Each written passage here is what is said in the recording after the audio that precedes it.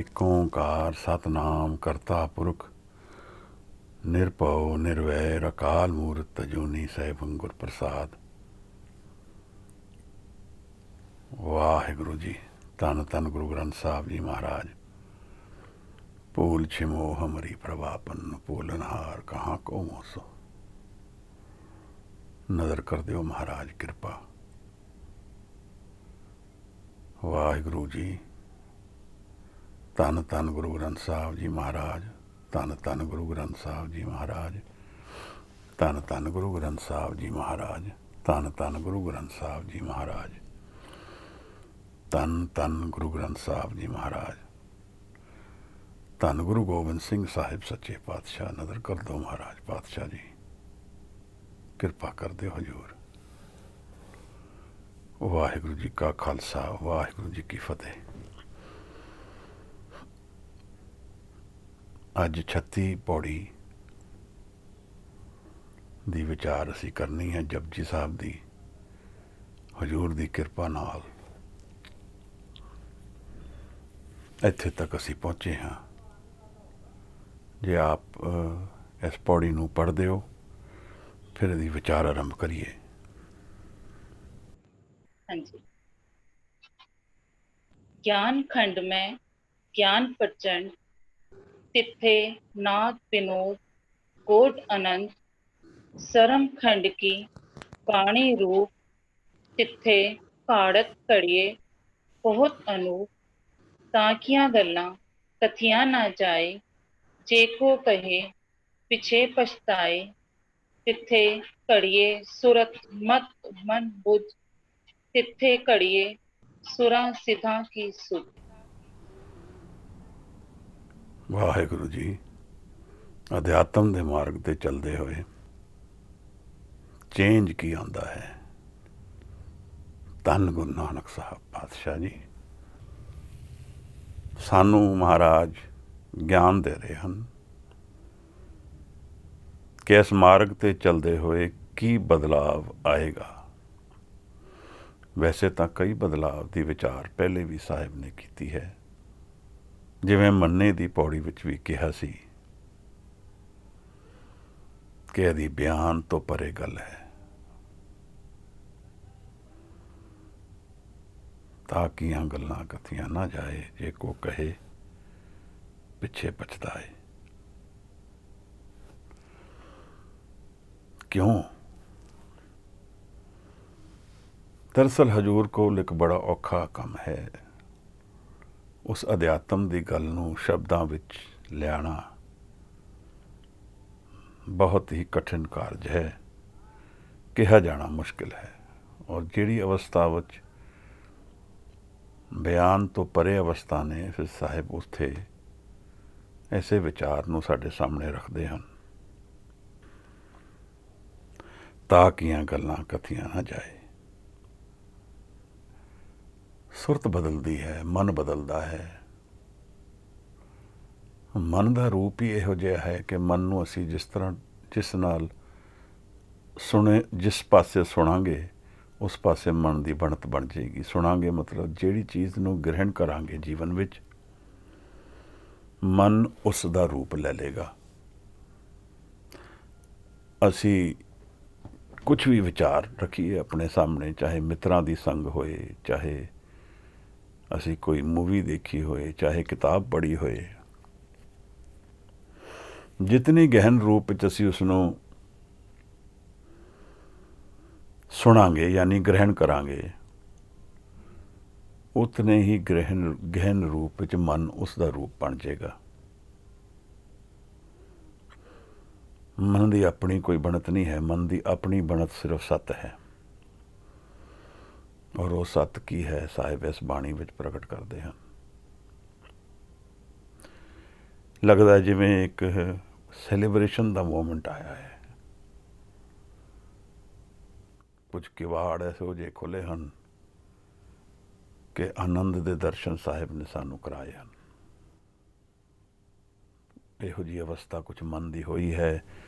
ਸਾਹਿਬ ਮਨਾ ਕਰਦੇ ਹਨ, ਇਹਦੀ ਵਿਚਾਰ ਕਰਨੀ ਬਣਦੀ ਨਹੀਂ ਹੈ।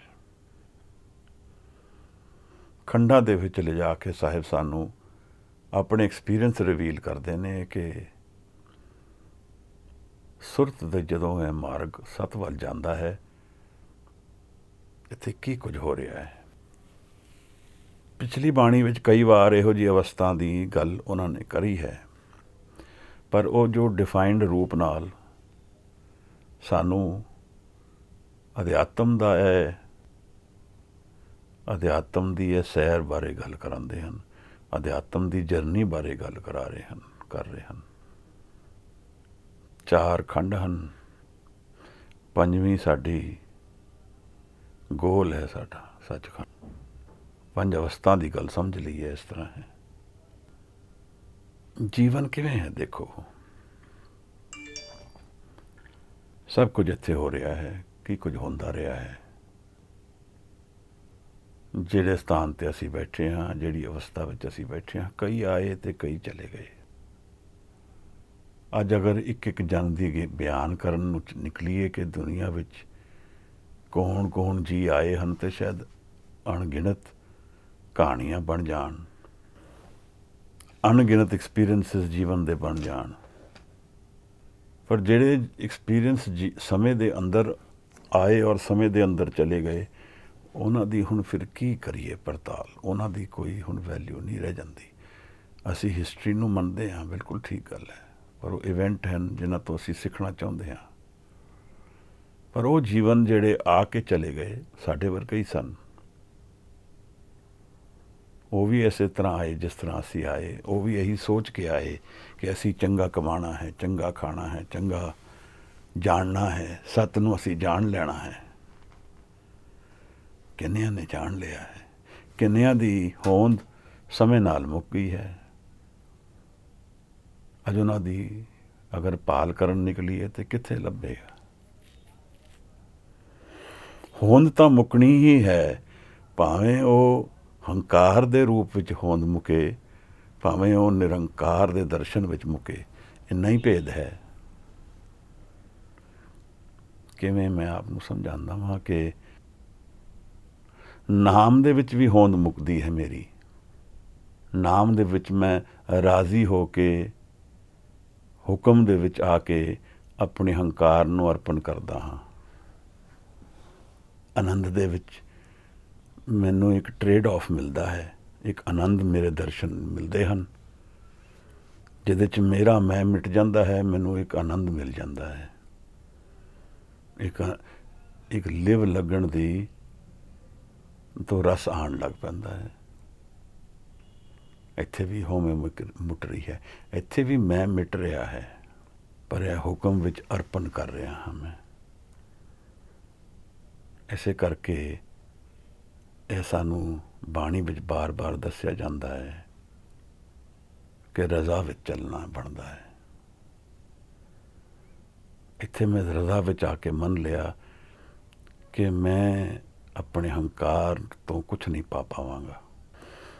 ਇੱਕ ਮਾਰਗ ਹੋਰ ਵੀ ਹੈ, ਜਦੋਂ ਮੈਂ ਹੰਕਾਰ ਤੋਂ ਬਹੁਤ ਕੁਝ ਪ੍ਰਾਪਤ ਕਰ ਲਵਾਂਗਾ, ਇੱਕ ਮਾਰਗ ਉਹ ਵੀ ਚੱਲਦਾ ਹੈ। ਉੱਥੇ ਵੀ ਹੋਂਦ ਮਿਟ ਜਾਏਗੀ, ਪਰ ਉਹ ਹੋਂਦ ਵਿੱਚ ਉਹ ਗ੍ਰੇਸ ਨਹੀਂ ਹੈ। ਉਹ ਕਿਸ ਤਰ੍ਹਾਂ ਮਿਟੇਗੀ, ਕਿਵੇਂ ਹੋਏਗਾ, ਉਹਦਾ ਅੰਤ ਚੰਗਾ ਨਹੀਂ ਹੈ। ਚੰਗਾ ਕਿਉਂ ਨਹੀਂ ਹੈ? ਜਦੋਂ ਮੈਨੂੰ ਮੇਰੇ ਬਿਨਾਂ ਕੰਟਰੋਲ ਦੇ, ਬਿਨਾਂ ਮੇਰੀ ਨੌਲੇਜ ਦੇ ਮੇਰੀ ਹੋਂਦ ਮਿਟੇਗੀ, ਤਾਂ ਉੱਥੇ ਮੈਨੂੰ ਫਿਰ ਉਸ ਤੋਂ ਬਾਅਦ ਔਰ ਉਸ ਤੋਂ ਪਹਿਲੇ ਔਰ ਉਸ ਦੇ ਹੁੰਦੇ ਕੋਈ ਵੀ ਸਕੂਨ ਨਹੀਂ ਮਿਲ ਸਕਦਾ। ਕੋਈ ਆਨੰਦ ਦੀ ਪ੍ਰਾਪਤੀ ਨਹੀਂ ਹੈ ਉਸ ਵਿੱਚ। ਉਹ ਜਿਵੇਂ ਕਿਸੇ ਨੇ ਮੈਨੂੰ ਇੱਕ ਵਸਤੂ ਦਿੱਤੀ ਔਰ ਮੇਰੇ ਤੋਂ ਖੋਹ ਲਈ, ਬਿਨਾਂ ਮੇਰੀ ਆਗਿਆ ਤੋਂ, ਬਿਨਾਂ ਮੇਰੇ ਪੁੱਛਣ ਤੋਂ। ਇਸੇ ਤਰ੍ਹਾਂ ਜੀਵਨ ਹੈ। ਮੈਨੂੰ ਦਿੱਤਾ ਹੈ, ਹੰਕਾਰ ਵਿੱਚ ਮੈਂ ਜੀਵਾਂਗਾ ਤਾਂ ਮੇਰੇ ਤੋਂ ਖੋਹ ਲਿਆ ਜਾਏਗਾ। ਕਦੋਂ, ਕੌਣ, ਕਿਸ ਤਰ੍ਹਾਂ, ਕਿਸ ਕਾਰਨ, ਕੋਈ ਮੇਰੇ 'ਤੇ ਕੰਟਰੋਲ ਨਹੀਂ ਹੈ। ਮੈਂ ਜਾਣਨਾ ਬੜਾ ਜ਼ਰੂਰੀ ਹੈ। ਇੱਥੋਂ ਲੈ ਕੇ ਕੌਣ ਜਾ ਰਿਹਾ ਹੈ?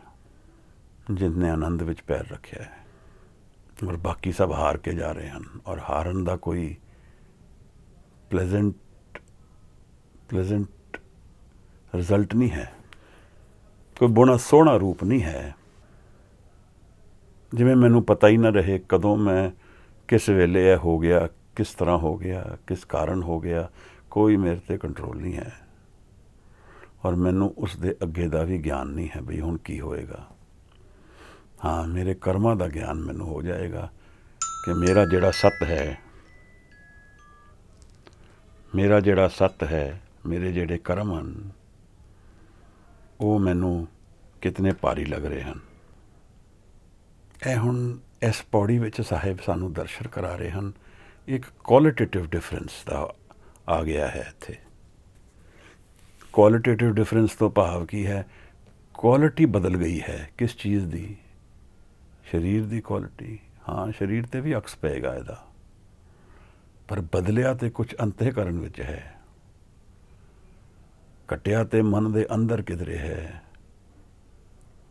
ਉਸਨੇ ਮੇਰਾ ਸਭ ਕੁਝ ਬਦਲ ਦਿੱਤਾ ਹੈ। ਜਿਹੜੇ ਲੋਕ ਵਪਾਰੀ ਸੱਤ ਦੇ ਨੇ, ਉਹਨਾਂ ਦੀ ਗੱਲਾਂ ਥੋੜ੍ਹੀਆਂ ਨਿਰਾਲੀਆਂ ਹੁੰਦੀਆਂ, ਇਸ਼ਾਰਤਨ ਗੱਲਾਂ ਚੱਲਦੀਆਂ ਨੇ। ਇੱਕ ਵਾਰ ਦਾ ਮਿਲਣ ਕਈ ਵਾਰ ਜਨਮ ਬਦਲ ਦਿੰਦਾ ਹੈ। ਇੱਕ ਜਨਮ ਕਈਆਂ ਨੂੰ ਇੰਸਪਾਇਰ ਕਰਦਾ ਹੈ। ਜੋ ਅਸੀਂ ਸਭ ਜੀਵਨ ਵਿੱਚ ਲੱਭਦੇ ਹਾਂ ਜਾਂ ਜੋ ਨਹੀਂ ਲੱਭਦੇ ਹਾਂ, ਉਹ ਸਾਨੂੰ ਸਾਡੇ ਮਨ ਵਿੱਚ ਪਤਾ ਹੈ। ਸਾਡੀ ਮਨ ਦੀ ਅੱਜ ਦੀ ਹਾਲਾਤ ਕੀ ਨੇ, ਉਹ ਵੀ ਸਾਨੂੰ ਪਤਾ ਹੈ।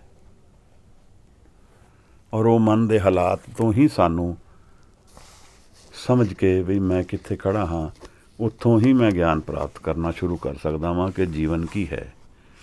ਮੈਂ ਜੀਵਨ ਤੋਂ ਜੋ ਸਿੱਖਿਆ ਹੈ, ਸੁਣਿਆ ਹੋਇਆ ਤੋਂ ਮੈਂ ਇੰਸਪਾਇਰ ਹੋ ਸਕਦਾ ਵਾਂ, ਪਰ ਮੇਰੇ ਤੋਂ ਸੱਤ ਨਹੀਂ ਜਾਣਿਆ ਜਾਏਗਾ ਉਸ ਤਰ੍ਹਾਂ। ਹਾਲ ਮਾਲੂਮ ਕਰਦੰ ਪਾਕ ਅੱਲਾ, ਬਗੋ ਨਾਨਕ ਅਰਦਾਸ ਪੇਸ਼ ਦਰਵੇਸ਼ ਬੰਦਾ। ਮੇਰੇ ਮਨ ਦੀ ਅਵਸਥਾ ਦਾ ਗਿਆਨ ਹਜ਼ੂਰੀ ਵਿੱਚ ਅਗਰ ਹੋ ਜਾਏ, ਮੈਂ ਹਜ਼ੂਰੀ ਵਿੱਚ ਇਹਦੀ ਅਰਦਾਸ ਸ਼ੁਰੂ ਕਰ ਦਿਆਂ, ਕੁਛ ਨਹੀਂ ਹੋਰ ਕਰਨਾ ਹੈ, ਇੱਥੋਂ ਕਹਾਣੀ ਸ਼ੁਰੂ ਹੋ ਸਕਦੀ ਹੈ। ਮੈਂ ਸੱਚੇ ਦਿਲੋਂ ਉਸ ਦੇ ਸਾਹਮਣੇ ਆਪਣੇ ਮਨ ਦੀ ਬਿਆਨ ਕਰਦੇ ਹਾਂ, ਆਪਣੇ ਮਨ ਦਾ ਸੱਤ ਬਿਆਨ ਕਰਦੇ ਹਾਂ, ਆਪਣੇ ਮਨ ਦੀ ਜੋ ਵਰਤਾਰਾ ਵਰਤ ਰਿਹਾ ਹੈ ਮਨ ਵਿੱਚ, ਉਸ ਨੂੰ ਬਿਆਨ ਕਰਦੇ ਹਾਂ। ਨਾਲ ਮੰਗਣਾ ਕੀ ਹੈ? ਗੁਰਬਾਣੀ ਤੋਂ, ਸਿੱਧਾਂ ਤੋਂ, ਸੰਤਾਂ ਤੋਂ, ਮਹਾਂਪੁਰਖਾਂ ਤੋਂ, ਗੁਰੂ ਗ੍ਰੰਥ ਸਾਹਿਬ ਜੀ ਮਹਾਰਾਜ ਤੋਂ ਸਮਝ ਕੇ ਉਹਦੀ ਅਰਦਾਸ ਉਹਦੇ ਅੱਗੇ ਰੱਖਦੇ ਹਾਂ। ਪੇੜ ਇੱਕ ਬੀਜ ਤੋਂ ਬਣਦਾ ਹੈ ਮਹਾਰਾਜ।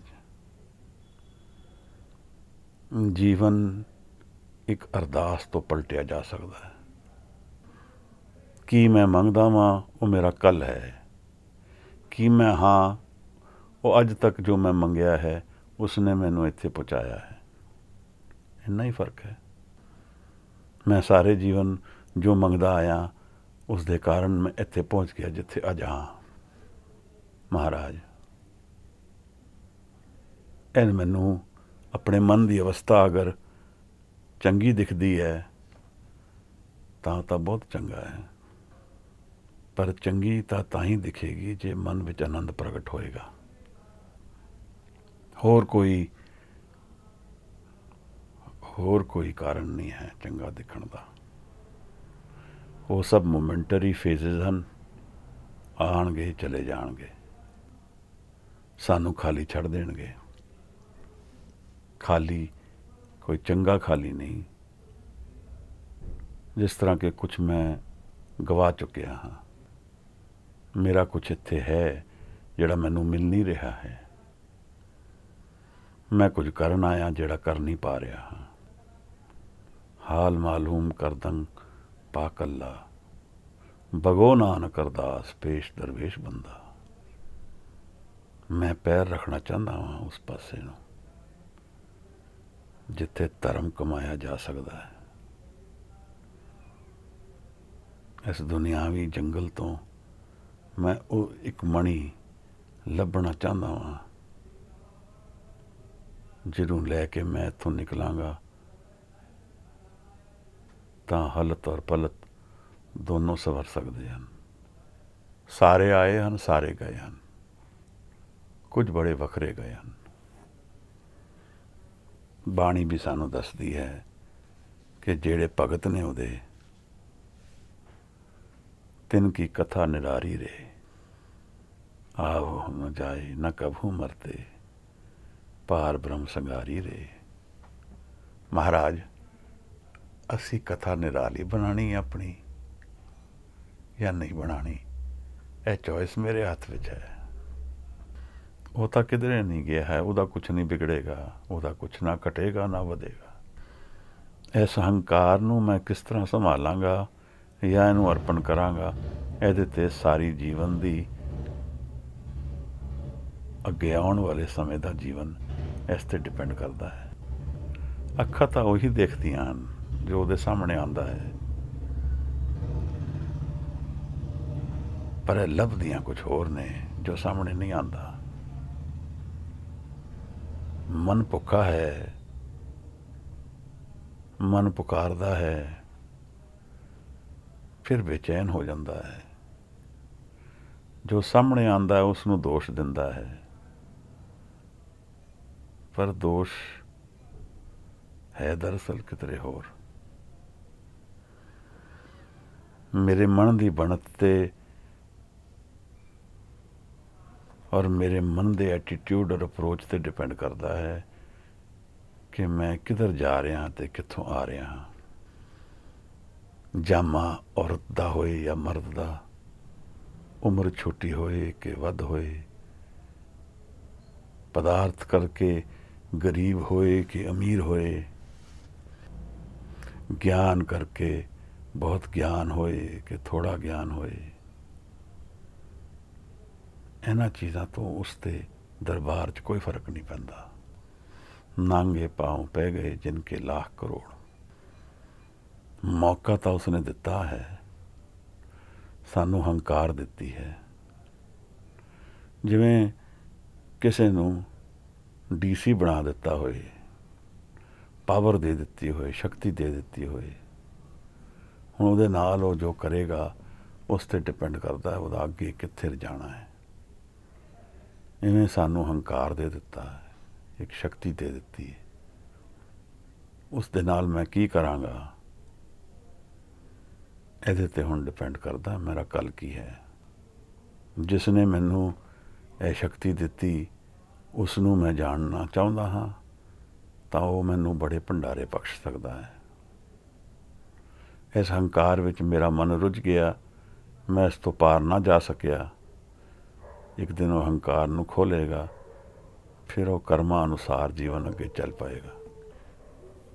ਪਰ ਉਹ ਕਿਹੜੀ ਘੜੀ ਹੈ ਜਿੱਥੇ ਇਹਨਾਂ ਦੋਨਾਂ ਦੇ ਵਿੱਚ ਭੇਦ ਆ ਜਾਂਦਾ ਹੈ। ਸਮਝਣਾ ਹੈ ਕਿ ਵੀ ਉਹ ਕਿਹੜੀ ਅਧਿਆਤਮ ਦਾ ਮਾਰਗ ਹੈ ਜਿਸ ਤੋਂ ਬਾਅਦ ਮੈਂ ਉਸ ਪਾਸੇ ਚਲਾ ਜਾਵਾਂ ਜਿੱਥੋਂ ਮੈਨੂੰ ਮੇਰਾ ਹੰਕਾਰ ਖੋਇਆ ਨਾ ਜਾਏ। ਹੁਣ ਇਹ ਪੌੜੀ ਵਿੱਚ ਉਸੇ ਦਾ ਬਿਆਨ ਹੈ।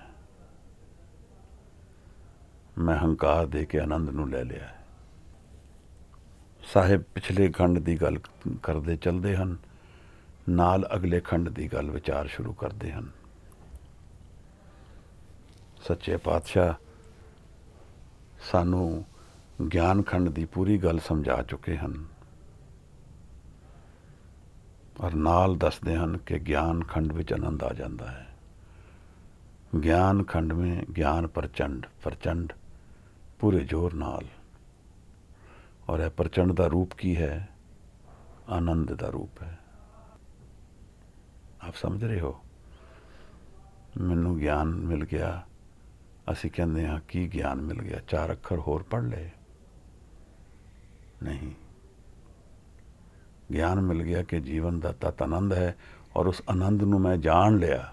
सिर्फ गल्लां नाल नहीं, गल्ली किने ना पाया, यह गल्लां करके नहीं है। ज्ञान दे खंड विच आनंद मिल गया है, वो है मेरा ज्ञान प्रचंड। हुण उसने मैनू दस दिता कि जीवन एक ट्रैजिडी नहीं है। हुण जीवन का रिजल्ट कुछ होर होएगा। ਜਿਵੇਂ ਕੋਈ ਫੁੱਲ ਹੋਏ ਔਰ ਉਹ ਫੁੱਲ ਨਾ ਬਣ ਸਕੇ, ਬਣਨ ਤੋਂ ਪਹਿਲਾਂ ਹੀ ਕੱਟ ਦਿੱਤਾ ਜਾਏ। ਜਿਵੇਂ ਕੋਈ ਫੁੱਲ ਹੋਏ ਉਹ ਫੁੱਲ ਬਣ ਜਾਏ। ਇਹ ਦੋ ਤਰੀਕੇ ਹਨ। ਮਾਲੀ ਤਾਂ ਉਹੀ ਹੈ ਸਾਡੇ ਸਾਰਿਆਂ ਦਾ। ਉਸ ਦੀ ਕਿਰਪਾ, ਉਸ ਦੀ ਨਜ਼ਰ, ਉਸ ਦੇ ਛੋ ਉਸ ਦੇ ਕਿਰਪਾ ਨਾਲ ਹੀ ਸਾਨੂੰ ਇਹ ਫੁੱਲ ਖਿੜਨ ਦਾ ਮੌਕਾ ਮਿਲੇਗਾ। ਅਧਿਆਤਮ ਵਿੱਚ ਕਈ ਜਗ੍ਹਾ ਕਮਲ ਫੁੱਲ ਦੀ ਗੱਲ ਸਾਹਿਬ ਨਾਲ ਕਰਦੇ ਹਨ। ਦਰਬਾਰ ਸਾਹਿਬ ਵਿੱਚ ਉੱਪਰ ਉਲਟਾ ਕਮਲ ਹੈ। ਧੰਨ ਗੁਰੂ ਨਾਨਕ ਸਾਹਿਬ ਪਾਤਸ਼ਾਹ ਜੀ, ਇਹਦਾ ਬਹੁਤ ਗਹਿਨ ਮੀਨਿੰਗ ਹੈ ਔਰ ਕਈ ਪਲੇਨਸ 'ਤੇ ਹੈ।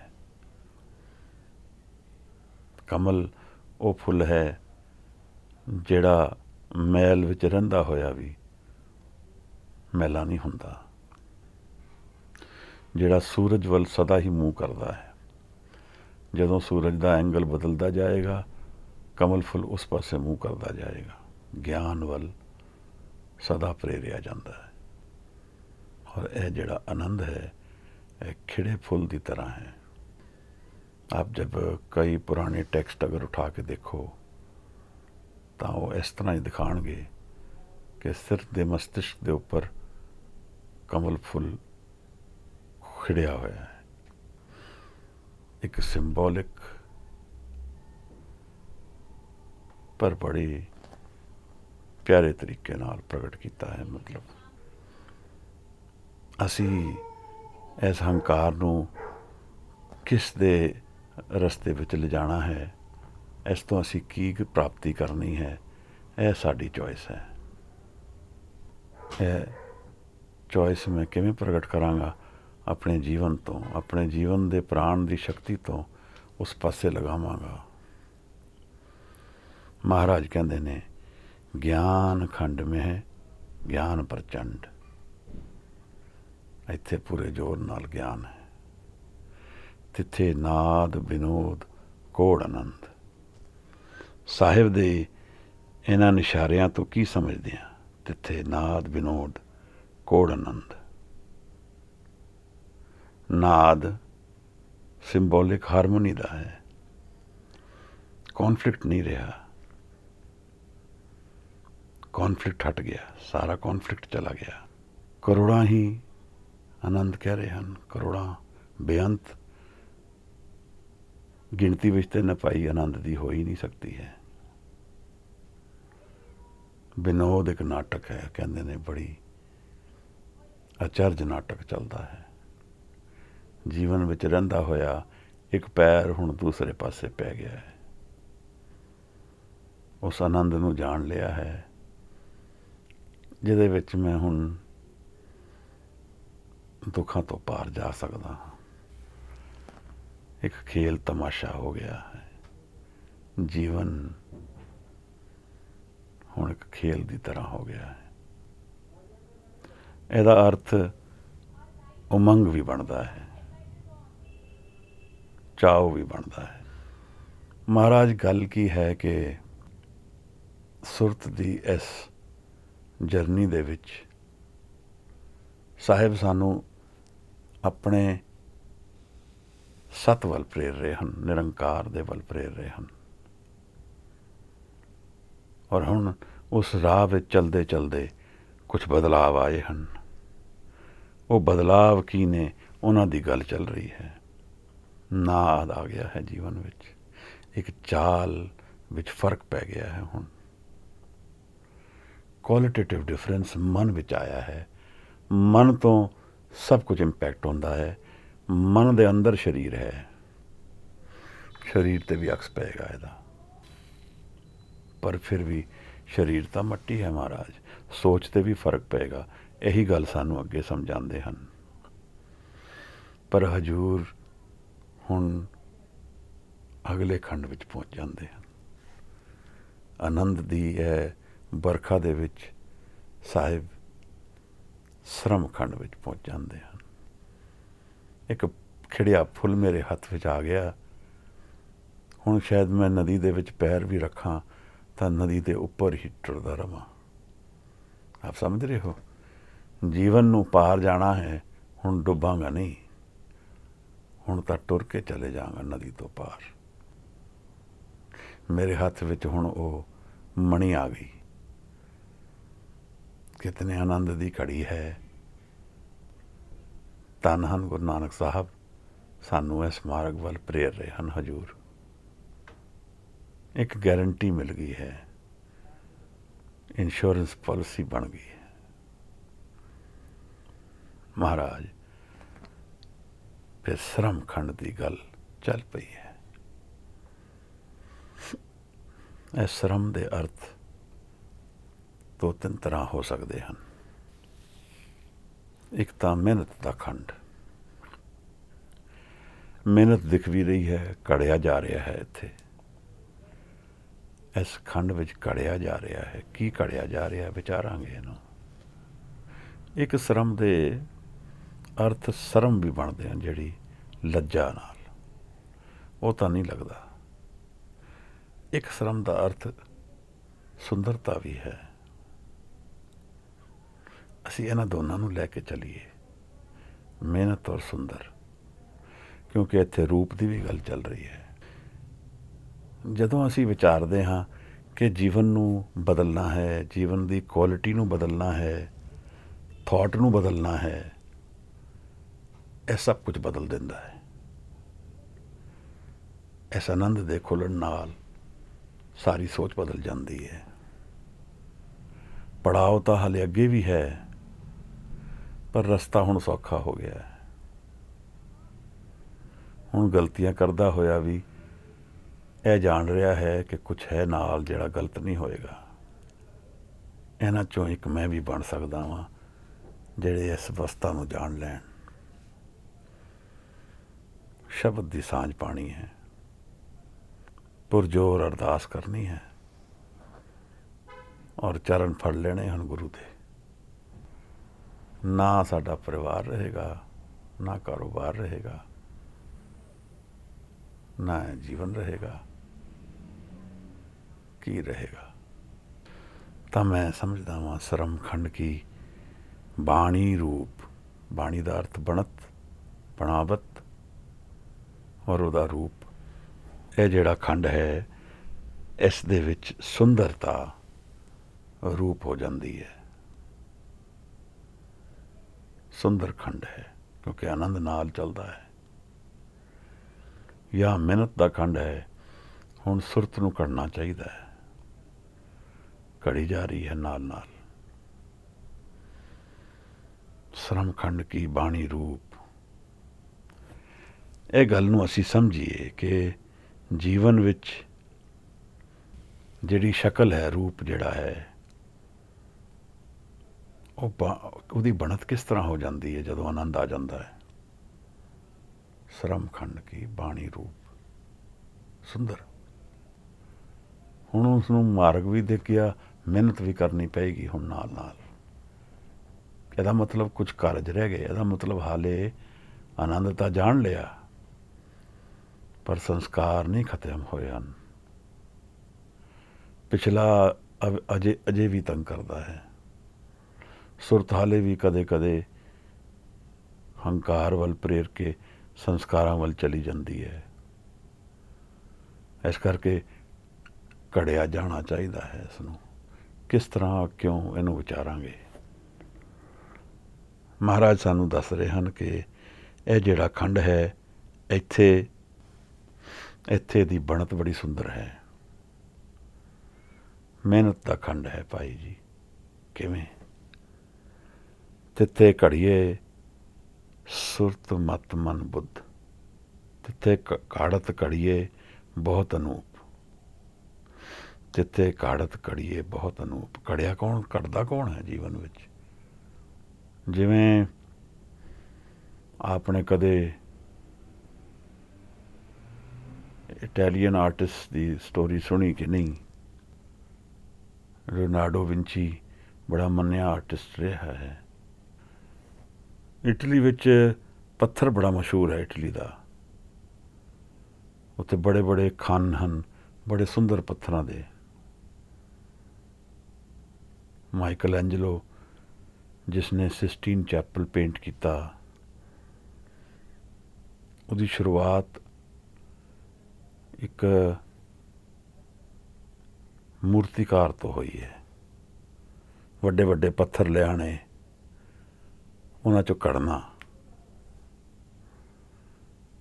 ਕੀ ਕੱਢਣਾ? ਉਹ ਕਹਿੰਦਾ ਸੀ ਮੈਨੂੰ ਪਹਿਲਾਂ ਦਿਖਦਾ ਹੈ ਪੱਥਰ ਦੇ ਅੰਦਰ ਕੀ ਹੈ, ਸੁਰਤ ਨੂੰ ਕਿਵੇਂ ਕੱਢਾਂਗੇ। ਇੱਥੇ ਇਸ ਪੌੜੀ ਵਿੱਚ ਸੁਰਤ, ਮਤ, ਮਨ, ਬੁੱਧ ਦੀ ਵੀ ਗੱਲ ਚੱਲਦੀ ਹੈ। ਇਹ ਚਾਰੋਂ ਕੀ ਨੇ? ਗੱਲ ਕੀ ਹੈ ਕਿ ਅਸੀਂ ਸਮਝਣ ਵਾਸਤੇ ਜੀਵਨ ਨੂੰ ਦੋ ਡਾਇਮੈਂਸ਼ਨਸ ਵਿੱਚ ਸਮਝ ਲਈਏ ਕਿ ਜਿਹੜਾ ਪਦਾਰਥਵਾਦ ਜੀਵਨ, ਮਾਤ ਲੋਕ ਜੀਵਨ ਹੈ, ਉਹਦੇ ਵਿੱਚ ਗ੍ਰੋਸ ਵਾਈਬਰੇਸ਼ਨਸ ਹਨ। ਗ੍ਰੋਸ ਯਾਨੀ ਅਸਥੂਲ, ਵੈਰੀ ਸੋਲਿਡ, ਨਾਟ ਫਲੂਇਡ,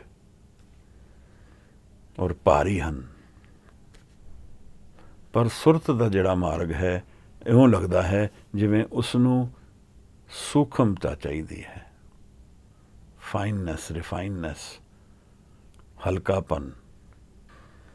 ਤਾਂ ਮਨ ਨੂੰ ਅਸੀਂ ਇਸ ਤਰ੍ਹਾਂ ਕੱਢਣਾ ਹੈ ਸ਼ਬਦ ਨਾਲ ਕਿ ਇਹ ਜਿਹੜੇ ਪੁਰਾਣੇ ਸੰਸਕਾਰ ਇਹਦੇ ਨਾਲ ਜੁੜੇ ਹਨ, ਕਿਉਂਕਿ ਸੁਰਤ ਨਾਲ ਕਈ ਸੰਸਕਾਰ ਜੁੜ ਜਾਂਦੇ ਹਨ। ਜੁੜ ਕਿਵੇਂ? ਜਿਹੜਾ ਕਰਮ ਮੈਂ ਬਾਰ-ਬਾਰ ਕਰਦਾ ਵਾਂ ਉਹ ਫਿਰ ਜੁੜ ਜਾਂਦਾ ਹੈ। ਉਹਦੇ ਵਿੱਚ ਸਬਕੌਨਸ਼ੀਅਸ, ਅਨਕੌਨਸ਼ੀਅਸਲੀ ਮੈਂ ਉਸ ਕਰਮ ਵਿੱਚ ਉਤਰ ਜਾਂਦਾ, ਸੋਚੇ ਵਿਚਾਰੇ ਬਿਨਾਂ। ਜਿਵੇਂ ਇੱਕ ਮਿਊਜ਼ਿਕ ਦਾ ਰਿਕਾਰਡ ਚੱਲਦਾ ਹੋਏ, ਉਸ ਦੇ ਵਿੱਚ ਝਰੀਆਂ ਕੱਟ ਜਾਂਦੀਆਂ ਹਨ ਅਤੇ ਸੂਈ ਆਪਣੇ ਆਪ ਹੀ ਝਰੀ 'ਚ ਗਿਰ ਜਾਂਦੀ ਹੈ। ਇਸ ਤਰ੍ਹਾਂ ਮੇਰੀ ਸੋਚ ਜਿਹੜੀ ਹੈ ਉਹ ਪੁਰਾਣੇ ਸੰਸਕਾਰਾਂ ਦੇ ਵਿੱਚ ਆਪਣੇ ਆਪ ਹੀ ਟੁਰ ਕੇ ਉਹ ਕਰਮ ਦੁਬਾਰਾ ਕਰਦੀ ਰਹਿੰਦੀ ਹੈ। ਜਿਤਨਾ ਮੈਂ ਇਹਦੇ ਬਾਰੇ ਗਿਲਟੀ ਹੋਵਾਂਗਾ ਉਤਨਾ ਹੋਰ ਕਰੇਗੀ। ਤਾਂ ਮਹਾਰਾਜ ਕਹਿ ਰਹੇ ਨੇ ਕਿ ਇਹ ਕੱਢਣਾ ਹੈ। ਇਹ ਜਿਹੜੇ ਪੁਰਾਣੇ ਸੰਸਕਾਰ ਜੁੜ ਗਏ ਹਨ ਥਾਟ ਦੇ ਨਾਲ, ਸੁਰਤ ਦੇ ਨਾਲ, ਮਨ ਦੇ ਨਾਲ ਬਹੁਤ ਗਹਿਨ ਸਾਂਝ ਪਾ ਲਿਆ ਜਿਨ੍ਹਾਂ ਨੇ, ਇਹਨਾਂ ਨੂੰ ਕੱਢਣਾ ਹੈ। ਜਿਵੇਂ ਅਸੀਂ ਹੀਰੇ ਨੂੰ ਘੜੀਏ ਤਾਂ ਹੀਰਾ ਦਾ ਜਿਹੜਾ ਪੱਥਰ ਜਿਹੜਾ ਠੀਕ ਨਹੀਂ ਹੈ, ਝੜ ਸਕਦਾ ਹੈ, ਉਹਨੂੰ ਝਾੜ ਦਈਏ ਤਾਂ ਅਸਲ ਪੱਥਰ ਨਿਕਲੇ। ਹੁਣ ਉਹ ਲਿਜਾਣ 'ਚ ਵੀ ਸੌਖਾ ਹੈ, ਪਹਿਲਾਂ ਤੋਂ ਹਲਕਾ ਹੈ। ਇਸ ਤਰ੍ਹਾਂ ਸੁਰਤ ਵੀ ਹਲਕੀ ਹੋ ਗਈ ਹੈ ਕੜਨ ਨਾਲ। ਕੀ ਚੀਜ਼ ਕੜੇਗੀ? ਇਹ ਸਾਹਿਬ ਦੱਸਣਗੇ ਸਾਨੂੰ। ਕੜੀਏ ਸ਼ਬਦ ਸੱਚੀ ਟਕਸਾਲ। ਜਦੋਂ ਕੋਈ ਵੱਡਾ ਮਾਸਟਰ ਆਪਣਾ ਪੂਰਾ ਲੈਸਨ ਕੰਪਲੀਟ ਕਰ ਲੈਂਦਾ ਹੈ ਤਾਂ ਇੱਕ ਸਿਨੋਪਸਿਸ ਨਾਲ ਦਿੰਦਾ ਹੈ, ਤੁਸੀਂ ਸਭ ਕੁਝ ਜਾਣਿਆ ਜੋ ਮੈਂ ਕਿਹਾ, ਇਹ ਲਓ ਨਾਲ ਬਣ ਕੇ ਚੱਲੋ। ਇਹ ਟਿਪ ਹਨ ਜਿਹੜੀਆਂ ਨਾਲ ਚਲਾਉਣੀਆਂ ਹਨ। ਪ੍ਰੈਕਟੀਕਲੀ ਕੀ ਕਰਨਾ ਹੈ ਉਹ ਦੱਸ ਰਹੇ ਹਨ ਫਿਰ ਸਾਨੂੰ। ਸ਼ਬਦ ਨੇ ਕੱਢਣਾ ਹੈ ਮਹਾਰਾਜ ਸੁਰਤ ਨੂੰ ਕੱਢ ਕੇ ਫਿਰ ਉਸ ਨੂੰ ਤਿਆਰ ਕਰਨਾ ਹੈ। ਔਰ ਇਹ ਛੋਟਾ ਕੰਮ ਨਹੀਂ ਹੈ, ਬਹੁਤ ਵੱਡਾ ਕੰਮ ਹੈ। ਆਪਣੇ ਪੁਰਾਣੇ ਕਈ ਜਨਮਾਂ ਦੇ ਕਰੋੜੋਂ ਸੰਸਕਾਰਾਂ ਨੂੰ ਝਾੜਨਾ ਕੋਈ ਸੌਖਾ ਕੰਮ ਨਹੀਂ ਹੈ, ਪਰ ਆਨੰਦ ਮੇਰੇ ਨਾਲ ਹੈ ਹੁਣ। ਇਸ ਕਰਕੇ ਬਦਲਾਵ ਵੀ ਹੈ। ਤਿੱਥੇ ਘਾੜਤ ਘੜੀਏ ਬਹੁਤ ਅਨੂਪ। ਹੁਣ ਇਹ ਸਾਰੀਆਂ ਸ਼ਬਦ ਜਿਹੜੇ ਅਨੂਪ ਸ਼ਬਦ ਆਇਆ, ਇਹਦਾ ਮਤਲਬ ਇਸ 'ਤੇ ਜਾ ਨਹੀਂ ਸਕਦੇ ਅਸੀਂ, ਇਹਦੇ ਅੰਦਰ ਜਾਣਾ ਮੁਸ਼ਕਿਲ ਹੈ, ਇਸ ਨੂੰ ਕੰਪੇਅਰ ਕਰਨਾ ਮੁਸ਼ਕਿਲ ਹੈ। ਅਨੂਪ ਕੀ ਹੈ ਇਸ ਨੂੰ ਡਿਫਾਈਨ ਕਰਨਾ ਮੁਸ਼ਕਿਲ ਹੈ, ਪਰ ਘੜੀ ਜਾਂਦਾ ਹੈ, ਮਨ ਘੜਿਆ ਜਾਂਦਾ ਹੈ। ਮਨ ਇਕਾਗਰ ਅਵਸਥਾ ਵਿੱਚ ਆਪਣੇ ਅੰਤःਕਰਨ 'ਚੋਂ ਤਤ ਗਿਆਨ ਵਿੱਚ ਆਨੰਦ ਰੂਪੀ ਹੋ ਕੇ ਆਪਣੇ ਪੁਰਾਣੇ ਸੰਸਕਾਰ ਝਾੜਦਾ ਹੈ ਹੁਣ, ਕਿਉਂਕਿ ਸੱਚਖੰਡ ਵਿੱਚ ਨਹੀਂ ਪੈਰ ਰੱਖ ਸਕਾਂਗੇ, ਨਹੀਂ ਤੇ ਸੱਚਖੰਡ ਵਿੱਚ ਸੁਰਤ ਨਹੀਂ ਜਾ ਪਾਏਗੀ। ਮੈਂ ਆਪ ਨਾਲ ਇੱਕ ਈਸਾਈ ਮਤ ਦੀ ਇੱਕ ਸੇਇੰਗ ਦੀ ਉਚਾਰੀ ਸੀ ਸ਼ਾਇਦ, it's easier for a camel to go through the eye of the needle than for a rich man to enter the gate of heaven.